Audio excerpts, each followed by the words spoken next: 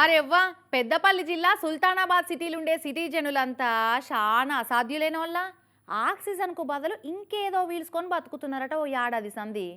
అగో ఆక్సిజన్ విలువకుంటే మనుషులు బతుకుతారా? బాగానే చెప్తున్నారు తీ. ఇనేటోళ్ళుంటే ఇండోనేషియాలో కూడా స్మార్ట్ వార్తలకు ఫ్యాన్స్ ఉన్నారు అని చెప్తారు కావచ్చు అని గరమవుతున్నారా? అయితే గి చూడుని రోళ్ళ ఎందుకన్నా మంచిది ఓ మాస్క్ పెట్టుకోరు చూసేటోళ్ళు కూడా. ఇక చూస్తున్నారా సుల్తానాబాద్ సిటిజన్లు పీల్చుకుంటున్న ప్రాణవాయువు ఎట్లుందో.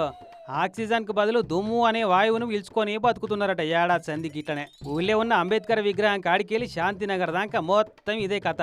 చిక్కటి మంచు కురుస్తున్నట్టు మనిషికి మనిషి అవపడనంత దుమ్ము మొత్తం నిండిపోతుంది ఫుల్లు. అసలు ఈ గాలి ముంగట ఢిల్లీ పొల్యూషన్ గాలి కూడా నయా పైసా పనికిరాదనుకో రాదిగా. ఇక చూడరాదు అక్కడి లోకల్ పబ్లిక్ అంతా కరోనా అప్పుడు పెట్టుకున్నట్టు మూతులకు మాస్కులు లేని బయటికే వస్తలేరు ఎవరో కొత్త వాళ్ళు తప్పితే.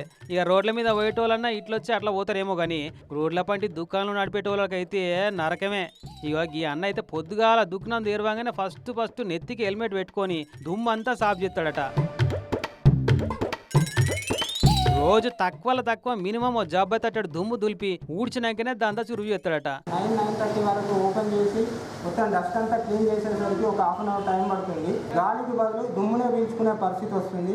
ఇది కొంతకాలానికి అనారోగ్యం పాలవుతాము, ఎట్లయినా కానీ మనిషి దెబ్బతినడానికి అవకాశం ఉంటుంది. అంతకీ ఉసుకెలోడు లారీల పుణ్యమేనట. పోతవా గంటకో 2 గంటలకో ఇన్ని నీళ్లు జలిపిస్తే ఇట్లా దుమ్ము లేవకపోతుండే కదా అని బాధపడుతున్నారు అక్కడ లోకల్ పబ్లిక్ అంతా. నీళ్లు కొట్టకపోవడం వల్ల ఆ డస్ట్ ఎమిషన్ అయ్యి ఇవాళ పక్కపుండి ఉన్న షాపింగ్స్ మొత్తం వాళ్ళు బంద్ చేసుకునే పరిస్థితి ఏర్పడింది. వల్ల వాళ్ళు పూర్తి స్థాయిలో లంగ్స్ ఇన్ఫెక్షన్స్ లాంటి రోగాలకు గురయ్యే పరిస్థితి, బారిన పడే పరిస్థితి ఉంది. మరి కొత్త రోడ్లు ఎప్పుడెత్తారో కానీ అదవడదాకా రోజు 2-3 మాటల నీళ్లు చల్లి సుల్తానాబాద్ జనాలకు ఆక్సిజన్ పీల్చుకొని బతికే భాగ్యం కల్పిస్తే బాగుండు అక్కడి అధికారులు లీడర్లంతా అని కోరుకుంటున్నారట సుల్తానాబాద్ సిటిజన్లంతా.